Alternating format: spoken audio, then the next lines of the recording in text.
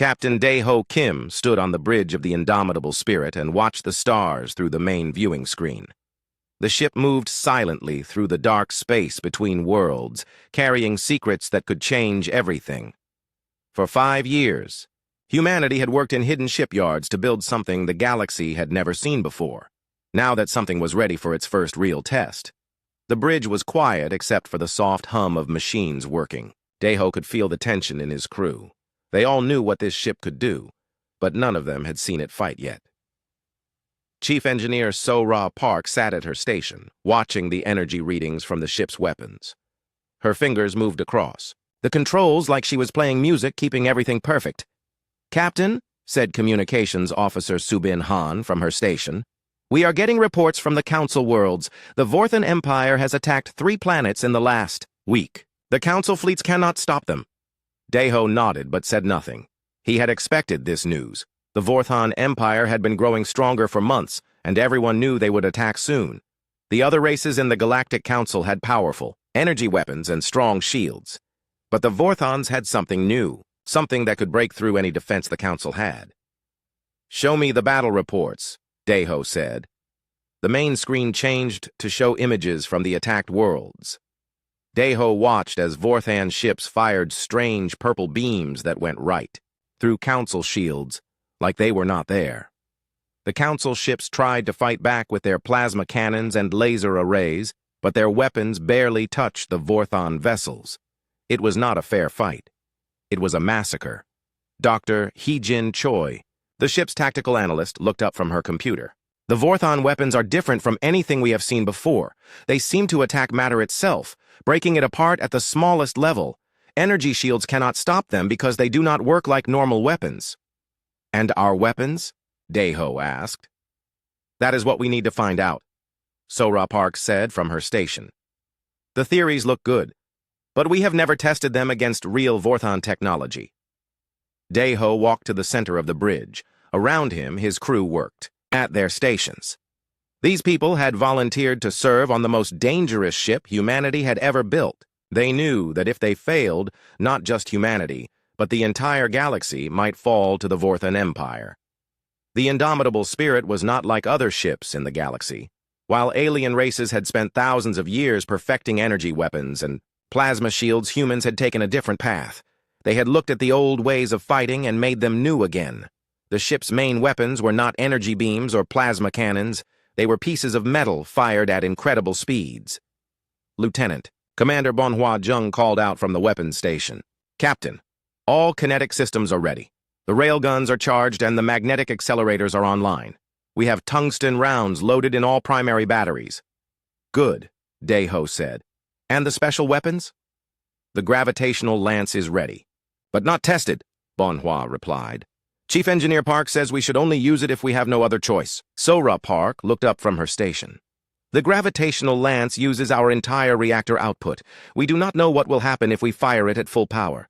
The computer models say it will work, but computer models are not always right." Dae-ho understood.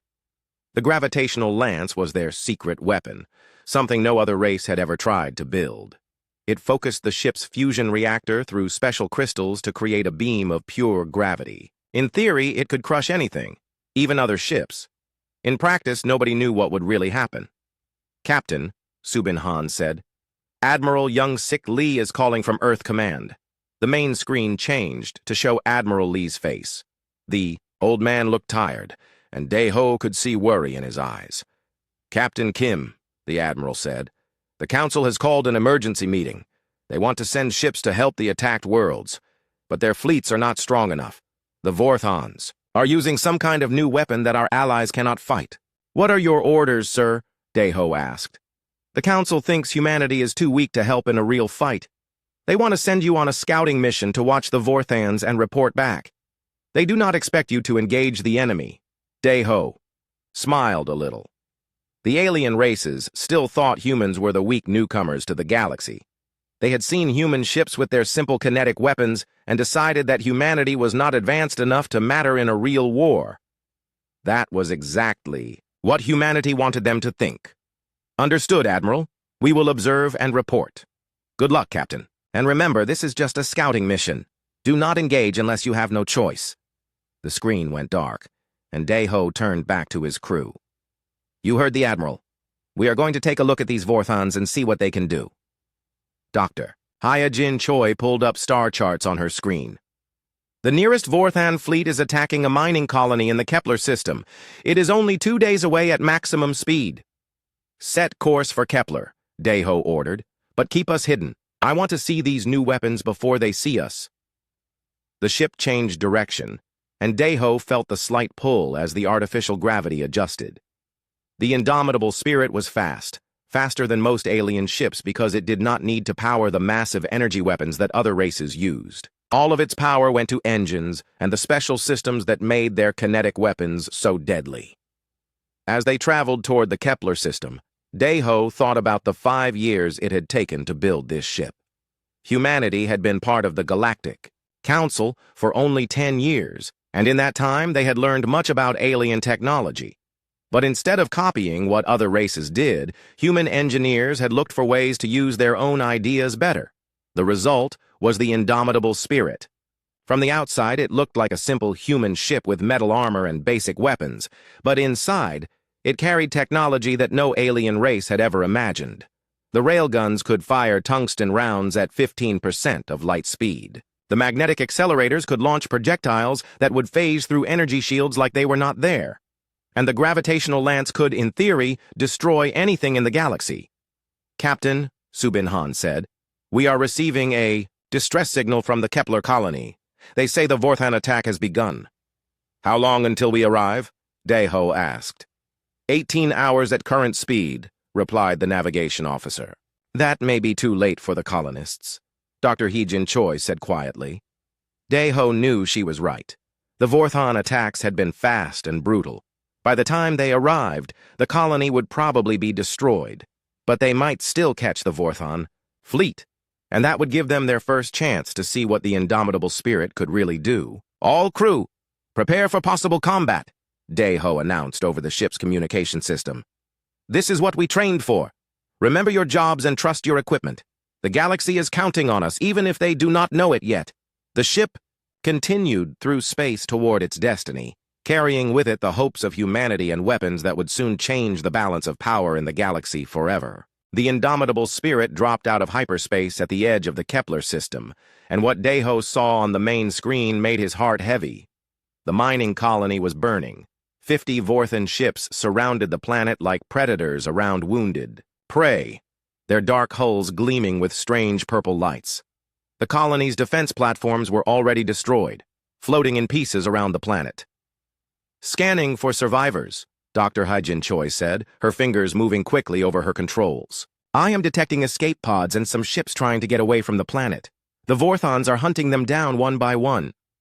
Dae-ho watched as a small civilian transport tried to escape toward the outer system. 3 Vorthon fighters chased it, their purple weapons tearing through the transport's shields like paper. The little ship exploded in a ball of fire, and Dae-ho knew that hundreds of innocent people had just died. Captain, Subin Han said from her communication station, the Vorthon fleet commander is sending a message to any survivors. He is telling them to surrender or be destroyed. Can we help the escape pods without engaging the main fleet? Lieutenant Commander Bonhua Jung asked from weapons control. Dae-ho studied the display. The Vorthon ships were spread out around the planet, with most of their heavy vessels near the colony itself. A group of smaller ships was chasing the fleeing civilians toward the outer planets. If the indomitable Spirit moved fast, they might be able to save some people. We were ordered to observe only, Dr. Hyojin Choi reminded him. Dae-ho looked at his crew. These were good people who had volunteered to serve on humanity's most secret weapon. They had families back on Earth, hopes and dreams for the future. But right now, innocent people were dying, and they had the power to help. Change of plans, Dae-ho said.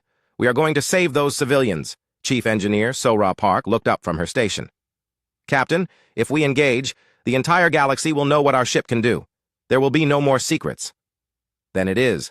Time for the galaxy to learn what humans can do when we stop hiding, Dae-ho replied. All stations, prepare for combat. Target the Vorthon ships chasing the civilians. We save the innocents first, then we deal with the main fleet. The indomitable spirit turned toward the fleeing escape pods. The ship's engines pushed it forward at incredible speed, closing the distance to the Vorthan hunters in minutes. On the tactical display, Deho could see the enemy ships clearly now. They were sleek vessels with curved hulls covered in the same purple energy that powered their weapons. "Vorthan fighters detected us," Subin reported. "They are turning to engage." "Perfect," Bonhua Jung said from weapons. "Railgun batteries ready. Magnetic accelerators charged. Targeting solutions locked." Deho sat in his captain's chair and watched the enemy ships grow larger on the screen. "Fire!" The indomitable spirit's weapons spoke for the first time in actual combat. There were no bright energy beams or colorful plasma bolts. Instead, tungsten rounds accelerated to incredible speeds shot out from the ship's railguns. The magnetic accelerators launched special projectiles that could phase through energy fields. The effect on the Vorthan ships was devastating. Their energy shields, designed to stop plasma and laser fire, offered no protection against solid metal, moving at relativistic speeds. The tungsten rounds punched through their hulls like bullets through paper. The phase projectiles went right through their shields and exploded inside their ships.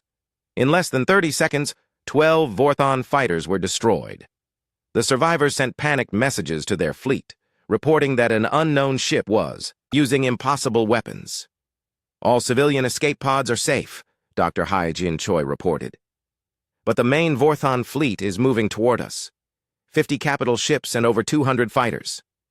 Deho stood up and walked to the center of the bridge. This was the moment they had all trained for, the moment when humanity would show the galaxy what they were really capable of. "Subin, open a channel to the Vorthan fleet commander." "Channel open, Captain." "Vorthan vessels. This is Captain Deho Kim of the human ship Indomitable Spirit. You have attacked innocent civilians and destroyed a peaceful colony. Withdraw from this system immediately or face the consequences." The answer came quickly.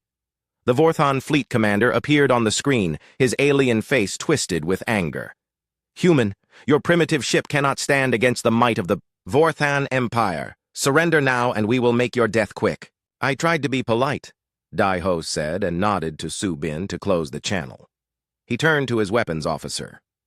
"Bonhua, show them what human politeness looks like when it runs out." The battle began in earnest.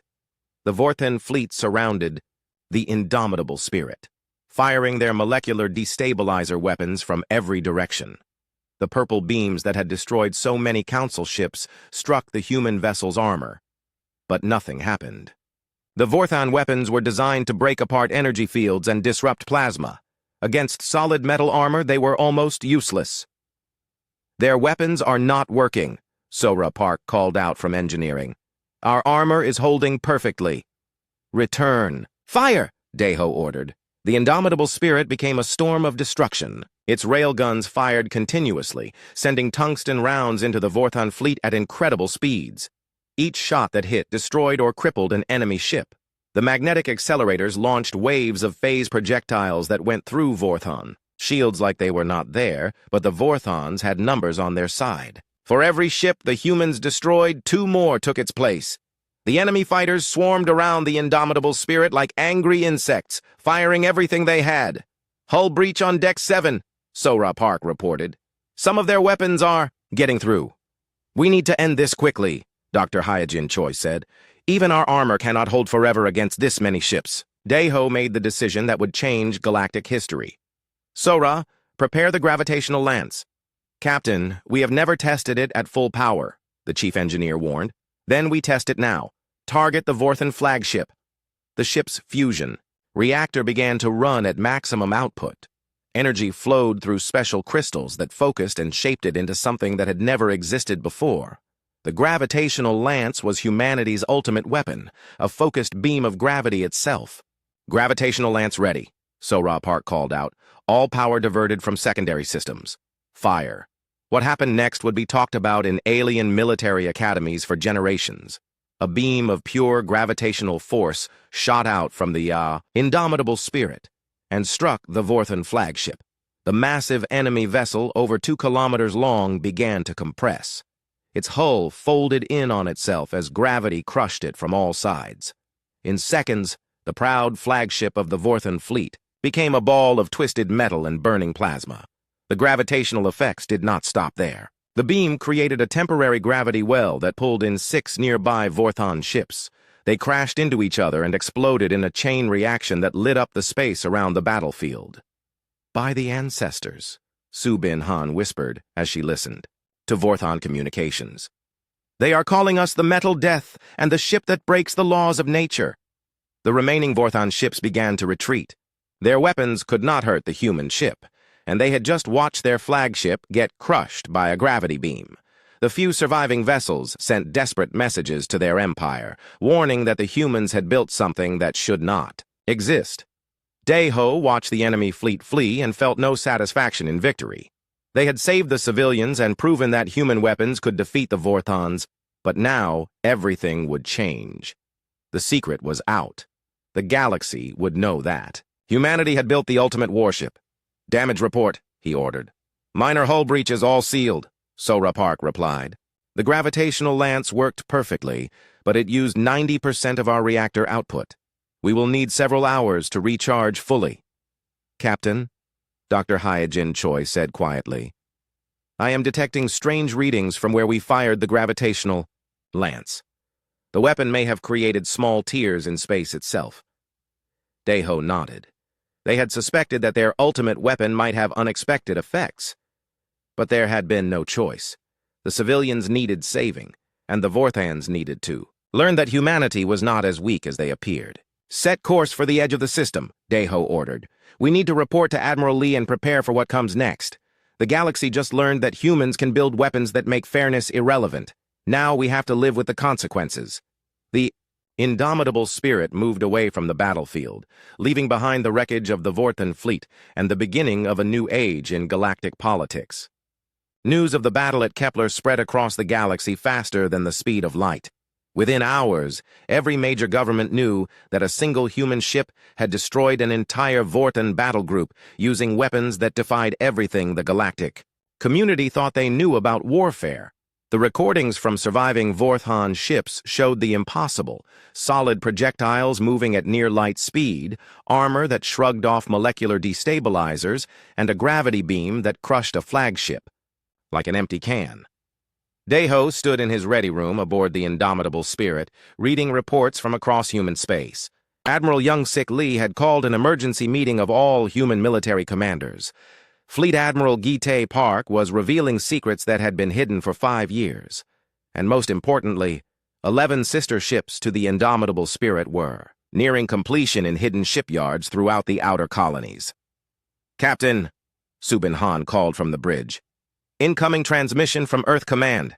Priority Alpha." Daeho returned to the bridge where Admiral Lee's face filled the main screen. The old man looked like he had aged 10 years in the past day. Behind him, Daeho could see other human military leaders and a woman he recognized as Dr. Jinho Song, the physicist who had designed their gravitational weapons. "Captain Kim," Admiral Lee began, "the Galactic Council is in chaos. Half the member species are demanding that we surrender the indomitable Spirit and halt all human military development. The other half want to form an alliance with us immediately." "What? About the Vorthans?" Daeho asked. "That is the problem," Fleet Admiral Gi-tae Park said, moving into view. "The Vorthon Empire is mobilizing their entire fleet. Our intelligence sources report that Warlord Krekstar himself is leading 300 ships to hunt down and destroy the indomitable Spirit." Dr. Jinho Song stepped forward. "Captain, we need to tell you something about your weapons. The recordings from the Kepler battle show that our gravitational lance created small fractures in space-time itself. Each time you use it, you risk damaging the fabric of reality." Daeho felt a chill run down his spine. "How dangerous?" "We do not know yet," Dr. Song admitted. "The computer models suggest that a few uses will cause no permanent damage. But if we fire the gravitational lance too often in the same area of space, we might create a permanent rift." "Captain," Admiral Lee continued, "we have more immediate problems. The Vorthans have intercepted a distress signal from one of our colony ships. The transport Harmony is carrying 15,000 civilians from the outer rim to safety. It is disabled and drifting in the Centauri Nebula." "Let me guess," Daeho said. "It is a trap." "Obviously," Fleet Admiral Park replied. "But those are Real human civilians aboard that ship. If we do not respond, the Vorthans will kill them to send a message. Daeho looked at his crew. Chief Engineer Sora Park was running diagnostics on their weapons systems. Lieutenant Commander Bonhua Jung was studying tactical displays. Dr. Hyejin Choi was analyzing the enemy fleet movements. They all knew what this meant.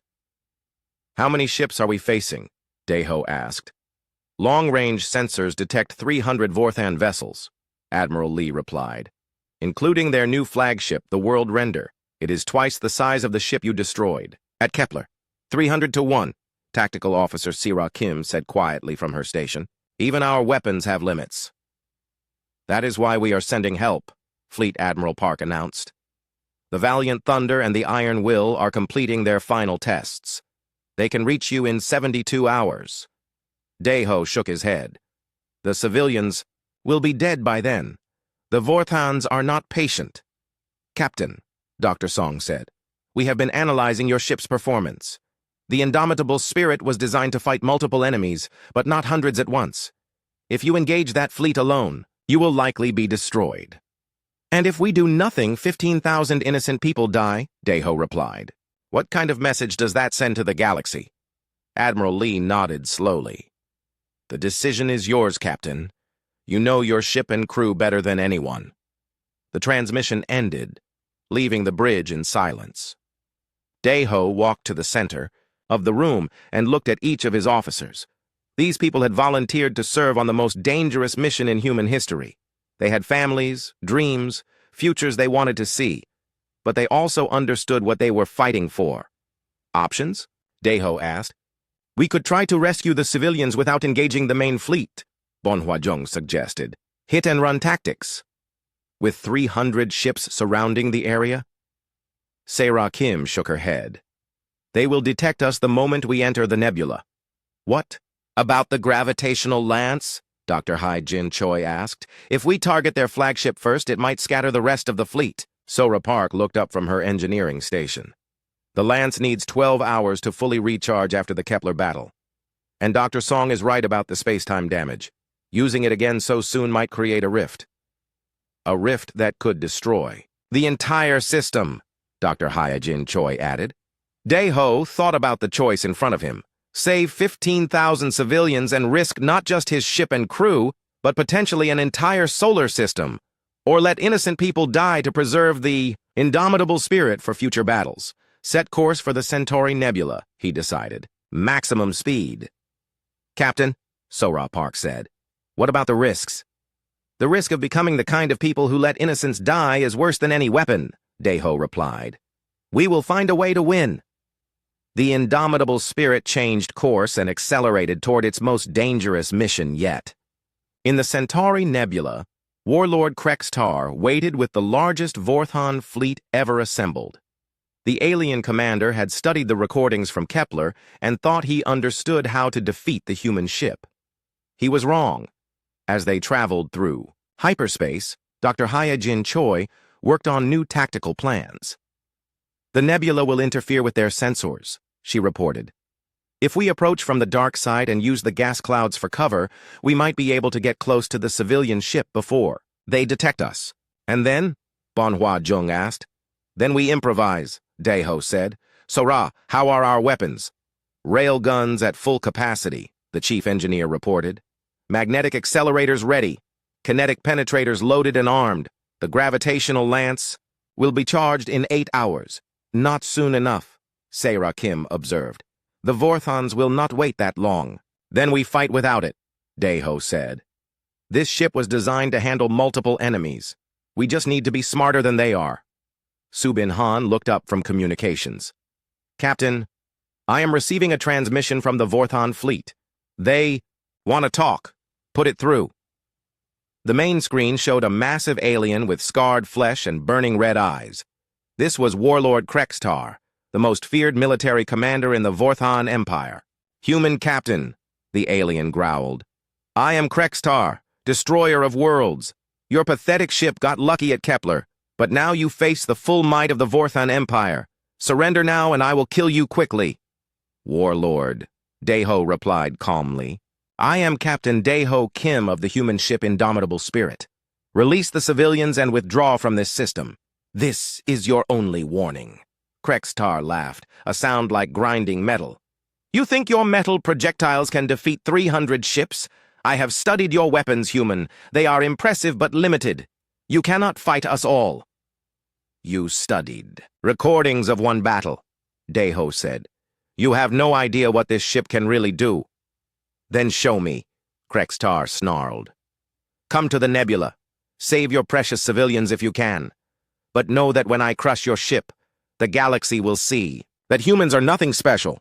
The transmission ended, and Daeho turned to his crew. You heard him. The Vorthans think they know our capabilities. Time to show them how wrong they are. The Indomitable Spirit dropped out of hyperspace at the edge of the Centauri Nebula, and immediately every sensor screamed warnings. 300 Vorthan ships filled the space around the disabled colony transport. The enemy fleet was arranged in a perfect sphere, with the human civilians at the center like bait in a trap. Beginning our approach, Sarah Kim reported, using the nebula's interference to mask our signature. Remember, Daeho said to his crew, we are not just fighting for those civilians. We are fighting to show the galaxy that humanity will never abandon the innocent, no matter the odds. The battle that would determine the fate of the galaxy was about to begin. The Centauri Nebula glowed with swirling clouds of gas and cosmic dust that interfered with sensors and communications. Daeho used this to his advantage, as the Indomitable Spirit crept through the outer edges of the nebula toward the trapped civilian transport. The Vorthan fleet hung in space like a deadly net, 300 ships arranged in perfect formation around their prize. Distance to the colony ship? Daeho asked quietly. 50,000 kilometers. Tactical Officer Sarah, Kim replied. The transport harmony is drifting dead in space. I am detecting life signs, but no engine activity. Vorthan positions? They have formed 3 defensive spheres, Dr. Hai-Jin Choi reported from her analysis station. Fighters on the outside, cruisers in the middle, and heavy battleships closest to the civilian transport. Warlord Krextar's flagship World Render is directly above the harmony. Chief Engineer So-Ra Park looked up from her readings. Captain, the gravitational lance will not be fully charged for another 4 hours. If we engage now, we fight with kinetic weapons only. Daeho studied the tactical display. 300 ships against 1. Even the Indomitable Spirit had limits, and this was far beyond anything they had faced before. But 15,000 innocent civilians were counting. On them? Subin? Any word from the other human ships? Communications Officer Subin Han shook her head. The Valiant Thunder and Iron Will are still 18 hours away. We are on our own. Then we do this the hard way, Daeho decided. Bonhua, prepare for combat. Load all railguns with armor-piercing rounds. Sarah, I need a firing solution. That will take out as many ships as possible with our first volley. Lieutenant Commander Bonhua Jung's hands moved across his weapons console. All kinetic systems ready, Captain. Magnetic accelerators charged. We have enough ammunition for maybe 20 minutes of continuous fire. That will have to be enough, Daeho said. Remember, we are not trying to destroy their entire fleet. We just need to create enough chaos to rescue the civilians and escape. The Indomitable Spirit moved deeper into the nebula, using the swirling gas clouds to hide its approach. The ship's sensors were partially blinded by the interference, but the same interference hid them from Vorthan detection systems. Captain, Dr. Hai-Jin Choi said suddenly, I am detecting something strange from the Vorthan flagship. Energy readings unlike anything in our database. Explain. The World Render is generating a massive power buildup. Whatever they are charging, it is 10 times more powerful than the molecular destabilizers we faced at Kepler. So-Ra Park frowned at her engineering displays. If they have a new weapon, our armor might not be enough. Then we hit them before they can use it, Daeho decided. All hands, prepare for combat. This is going to be the hardest fight of our lives. The Indomitable Spirit burst from the nebula like a metal comet, its railguns already firing.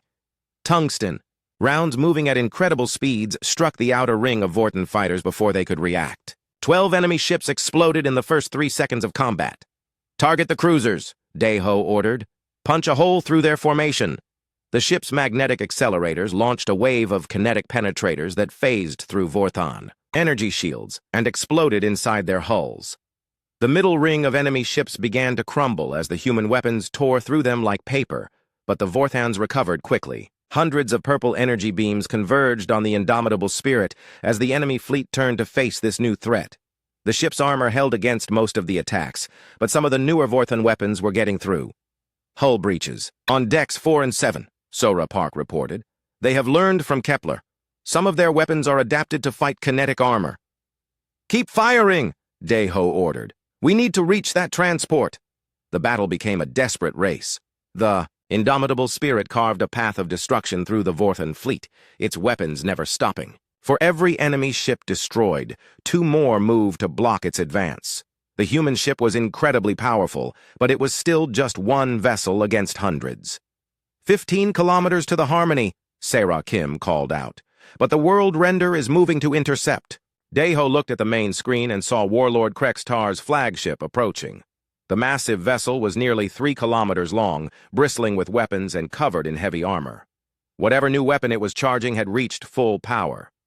"Captain," Dr. Hai-Jin Choi said urgently, "the world render is targeting us with some kind of focused gravity weapon. It is similar to our gravitational lance, but much more primitive. Can our armor handle it?" "Unknown. We have never faced anything like this." The world render fired its new weapon, and space itself seemed to bend around the beam. The gravitational pulse struck the indomitable spirit, and the entire ship groaned under the stress. But the human vessel held together, its advanced design and superior engineering protecting it from the crude alien gravity weapon. "Armor holding," Sora Park reported with relief. "Their gravity beam is powerful but unfocused. It cannot penetrate our hull." "Return fire," Deho ordered. "Show them how a real gravity weapon works." "Captain, the gravitational lance is only at 60% charge," Sora Park warned. "Fire it anyway." The partially charged gravitational lance sent a focused beam of pure gravity toward the world render. The Vorthan flagship's shields flared, and failed as the gravity beam struck its hull. The massive ship began to buckle and compress, but its thick armor prevented immediate destruction. "Direct hit," Bonhua Jung reported. "Enemy flagship damaged, but still operational." Warlord Krextar's angry voice came over the communication system. "Impossible! How can human weapons be more advanced than ours?" "Experience," Deho replied calmly. "We have been fighting wars for thousands of years. You have been conquering helpless planets." The battle continued with renewed fury. The Vorthan fleet closed in from all sides, determined to destroy the ship that had damaged their flagship. The indomitable spirit fought like a cornered animal, its weapons firing continuously as it pushed toward the trapped civilians. 10 kilometers. "To the Harmony," Sarah Kim announced. "But we are running low on ammunition." "Engineering to bridge," Sora Park called out. "The gravitational lance is recharging faster than expected. The nebula's energy fields are boosting our reactor output." "How long?" Deho asked. 30 minutes for full charge." "We do not have 30 minutes, Dr. Hai-Jin Choi said as she watched the tactical display. "The Vorthans are calling in reinforcements from outside the nebula." Deho made a desperate decision. "Sora, can you overcharge the gravitational lance?" "Captain, that would be extremely dangerous. The weapon could explode and destroy us." "Not as dangerous as being overwhelmed by 1,000 Vorthan ships," Deho replied. "Do it." The chief engineer began emergency procedures to push the gravitational lance beyond its design limits. Warning alarms filled the bridge as the ship's reactor ran at dangerous levels. The weapon began to charge much faster, but the risk of catastrophic failure increased with every second. 5 kilometers to the Harmony," Sarah Kim reported. "Vorthan reinforcements arriving in 10 minutes. "Captain," Subin Han called out, "the civilians are signaling us. They are ready for emergency evacuation." "Bonhua, prepare docking clamps. We grab that ship and run." "Gravitational lance at 90%, Sora Park announced. "Reactor temperature critical." "Target the world render," Deho ordered. "Full power." The overcharged gravitational lance fired with more power than any weapon in galactic history. The beam of focused gravity struck Warlord Krextar's flagship and crushed it like an empty can. The massive vessel imploded in seconds, taking with it the most feared military commander in the Vorthan Empire. The destruction of their flagship and the death of their warlord broke the Vorthan formation. Panic spread through their fleet as ships began to retreat or fight each other for the right to escape first. "Docking with the Harmony now," Bonhua Jung reported. "All civilians are aboard." "Get us out of here," Daeho ordered. The indomitable Spirit, now carrying 15,000 rescued civilians, fought its way clear of the nebula. Behind them, the Vorthon fleet was in complete disarray. They had come to destroy one human ship, and had lost their flagship, their commander, and over 100 vessels. As they reached safe distance, Dr. Hee-Jin Choi made a disturbing discovery. "Captain, the overcharged gravitational lance has created a large rift in space-time. The nebula is being pulled into it."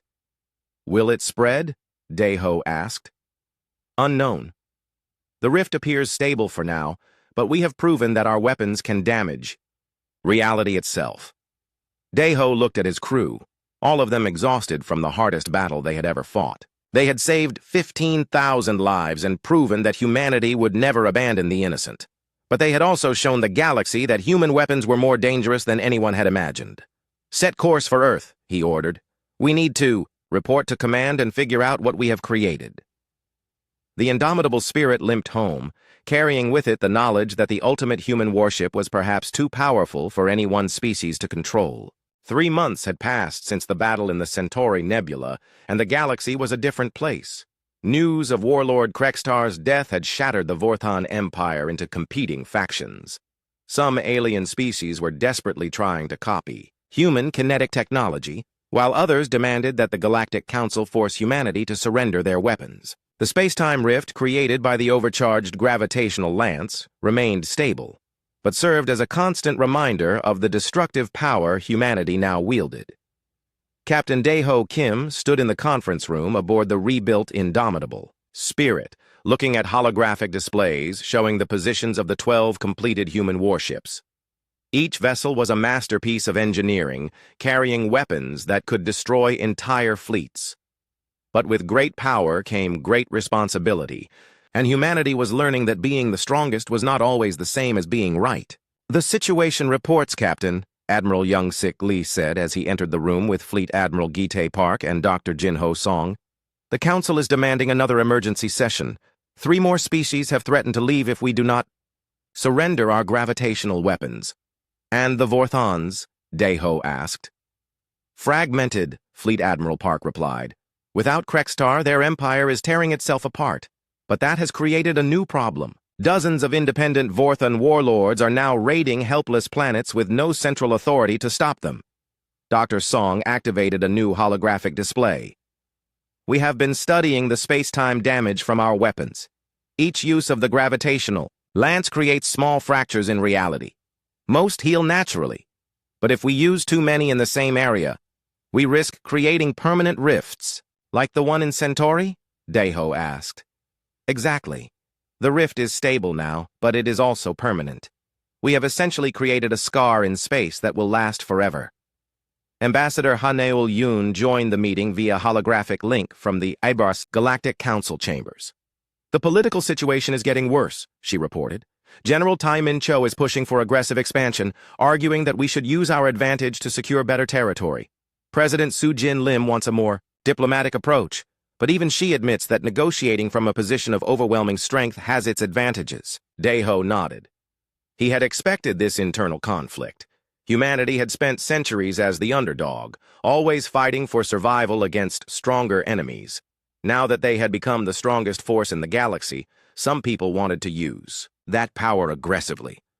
"What does the Council want from us?" he asked. "They want guarantees that we will never use gravitational weapons against member species," Ambassador Yoon replied. "They also want joint control over any new human warships." "Absolutely not," Fleet Admiral Park said immediately. "We cannot give other species control over our defensive capabilities." "But we also cannot ignore their concerns," Dr. Song added. "Our weapons are genuinely frightening to races that have never faced kinetic technology. To them, we appear to have broken the laws of physics." The meeting was interrupted by an urgent communication from Lieutenant Commander Bonhua Jung on the bridge. "Captain, we are receiving distress signals from multiple systems. Something is attacking Council worlds, but it is not the Vorthons." Daeho hurried to the bridge with the others following. The main screen showed a tactical display of the galaxy with dozens of red warning indicators appearing across multiple sectors. "Report," Daeho ordered. "Unknown ships are attacking Council worlds in coordinated strikes," Communications Officer Subin Han explained. "The attackers are using technology we have never seen before. Energy weapons that ignore all known defenses and ships that can appear and disappear at will." Dr. Haijin Choi looked up from her analysis station. "Captain, I am detecting massive energy signatures moving through dark space. Whatever is out there, it is much larger than any known fleet." "The Void Collective," Dr. Song said quietly. "We theorized about them but hoped they were just legend." "Explain," Admiral Lee demanded. "Ancient artificial intelligences that retreated to the space between galaxies millions of years ago," Dr. Song replied. "They are supposed to be myth, but the energy signatures match theoretical models." "Why would they attack now?" Daeho asked. "Because of us," Dr. Song said grimly. "Our gravitational weapons have caught their attention. They probably see kinetic technology as a threat to their long-term plans." The main screen changed to show incoming sensor data from the attacked systems. Massive ships, each one the size of a small moon, were systematically destroying Council fleets. Their weapons seemed to bypass shields and armor entirely, disintegrating matter at the quantum level. "How many ships?" Fleet Admiral Park asked. "Over 1,000 confirmed tactical," Officer Sarah Kim reported. "And more are emerging from dark space every hour." "The Council is calling for emergency assistance," Ambassador Yoon reported. "They want all available ships to respond immediately." "Including ours?" Daeho asked. "Especially ours. Our weapons are the only things that have shown any effectiveness against impossible technology. Admiral Lee made the decision that would define humanity's role in the galaxy. All human warships are to respond immediately. Captain Kim, you will command the combined fleet. Our mission is to protect the Council worlds and drive back this new threat." "Sir," Daeho said carefully, "if we use our gravitational weapons, on that scale, we risk creating multiple space-time rifts. The damage to reality could be permanent, and if we do nothing, organic life in this galaxy might end," Admiral Lee replied. "The choice is clear." The 12 human warships assembled at the edge of Council space, their crews preparing for the most important battle in galactic history. Each ship carried weapons that could destroy fleets and create tears in reality itself. But facing them was an enemy that had survived for millions of years and commanded technology that seemed to defy the laws of physics. "All ships report ready," Fleet Coordinator Byung-ho Shin announced from his station aboard the Indomitable Spirit. "Signal from the Council fleet," Subin Han reported. "They are requesting that we take the lead in the coming battle." Daeho looked at his crew, the same people who had been with him since the beginning. They had evolved from a secret mission to the galaxy's last hope. The responsibility was overwhelming, but they had no choice. "All ships, this is Captain Kim," he announced over the fleet communication system. "We are about to face an enemy that threatens all organic life. Our weapons are powerful, but we must use them carefully. Remember that we are not just fighting for humanity, but for every living being in the galaxy." The battle began when the Void Collective fleet emerged from dark space near the Council capital world. Their ships were massive geometric shapes that seemed to bend light around them. When they fired, entire Council vessels simply ceased to exist, disintegrated at the quantum level. "All human ships engage," Daeho ordered. The 12 warships unleashed their kinetic weapons in perfect coordination. Tungsten rounds moving at near-light speed struck the Void Collective ships, and for the first time in millions of years, the ancient machines took damage. Their quantum disintegrators were useless against solid projectiles moving at relativistic speeds. "Their defenses are not designed for kinetic attacks," Dr. Haijin Choi reported with excitement. "Our weapons are working, but the enemy adapted quickly." The Void Collective ships began generating gravity wells to deflect the human projectiles. The battle became a contest between ancient artificial intelligence and human ingenuity. "Gravitational lances ready on all ships," Byung-ho Shin reported. "Coordinate targeting," Daeho ordered. "We create a gravity barrier around their main force and trap them." The 12 human ships fired their gravitational weapons simultaneously, creating a network of focused gravity beams that surrounded the Void Collective fleet. Space itself warped and twisted as the artificial gravity wells contained the enemy ships. "It is working," Sira Kim announced. "Their ships cannot escape the gravity barrier." But the victory came at a terrible cost. The massive use of gravitational weapons created a permanent space-time rift that would scar the galaxy forever. Dr. Song's warnings had been correct. Humanity's ultimate weapons were too powerful to use without consequences. "The enemy fleet is contained," Admiral Lee announced over the communication system. "But the space-time damage is extensive.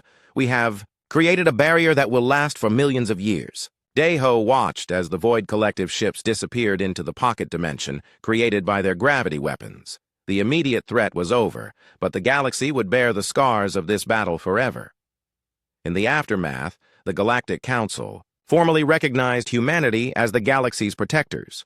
The new Galactic Compact was signed, making the human fleet responsible for maintaining peace between all species.